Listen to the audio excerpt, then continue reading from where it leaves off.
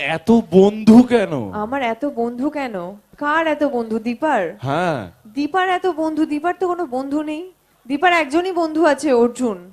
অর্জুন দা, এটাই কি? নাকি স্বস্তিকার বন্ধু জানতে চাইছো? এক্স্যাক্টলি এটাই বলতে স্বস্তিকার বন্ধু চাইছিলাম। জানতে হ্যাঁ। চাইছে।